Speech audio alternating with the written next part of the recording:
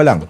Kung yun man yung magiging dahilan or whatever it is, no, kung talaga merong maisalang na impeachment complaint against the president, ito yung babantayan natin. I think ito yung mangyayari.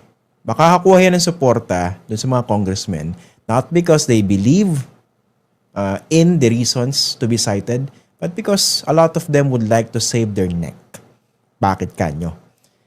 Like him or hate him, yung Pangulo ngayon, ginawa niyang centerpiece ng kanyang polisiya ngayon, itong pagpapanagot, no?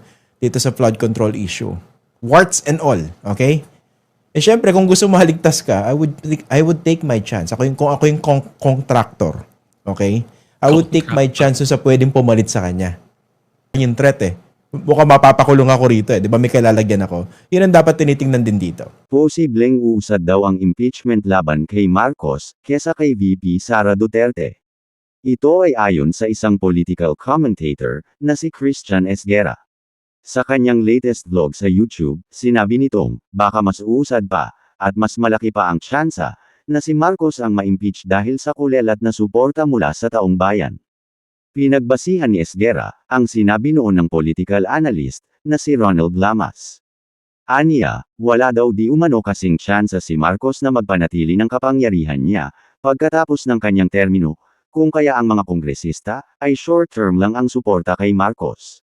At ngayong nag-aaway ang mga Duterte at Marcos, papanig ang mga politiko, doon sa leader na may winning blow sa darating na election, sa 2028. Kung hindi mapapakulong ni Marcos, ang kanyang pinsan na si Martin Romualdez, tiyak na ito ang magpapabagsak ng kanyang administrasyon.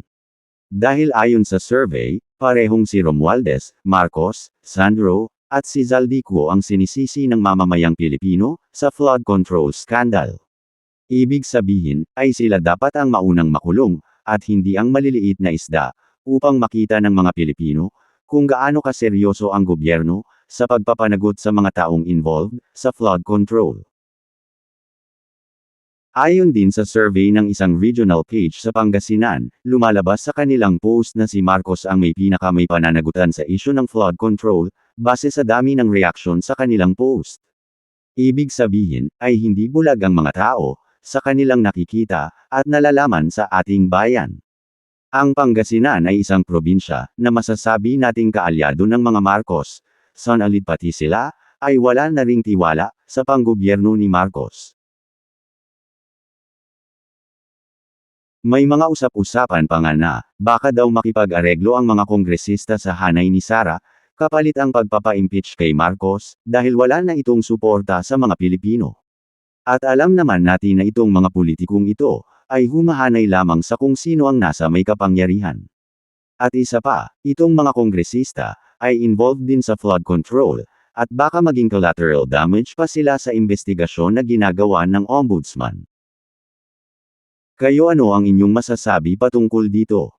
Possible nga bang pumanig ang mga kongresista kay Sara Duterte, kesa kay Marcos? At mas mauna pa doon ay ma-impeach si Marcos. Mag-comment down below, at huwag kalimutang mag-like, at mag-subscribe kayo sa ating YouTube channel. Maraming salamat po.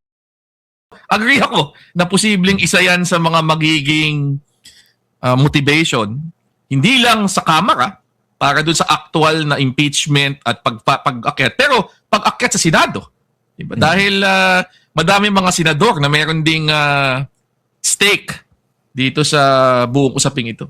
Oo, tsaka hindi lang sa flood control, no? Kunwari, yung mga bilyar, pinapaimbestigahan ngayon. Dapat lang. Ano ba naman yung tumalon na naman yung mga bilyar dun sa minority? Diba? Napaka-volatile ng situation dyan sa Senado eh. And I think, pag tinignan natin yung mga confluence of events, may nakikita, ako baka naman, alam mo naman ako Attorney Barry, tanga lang ako eh, no? Wala akong napapansin na pattern eh. Yung propaganda push, wala akong napapansin ganun eh. Diba? To create impetus, walang ganun eh. No? Hindi ko sinasabing merong propagandang nangyayari ngayon, na bigla may sumusulpot na nagsasalita, here and there, tapos ito yung tinutumbok, no? Wala akong sinasabing ganun. Ikaw ba, may napapansin ka? baka mas ano lang ako, mas malisyoso lang ako kaysa sa'yo. Pero matagal ko nang nakikita na ang naratibong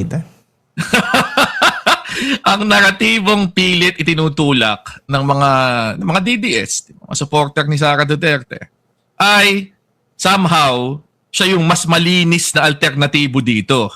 Na yung korupsyon na lumabas, kasalanan lahat yan ni BBM at ng kasalukuyang administrasyon, at kung si Sara Duterte ang papalit, somehow, mas magiging tiyak na mananagot ang kailangang managot. Pero ako, parang for the record, mukhang malabo yun eh.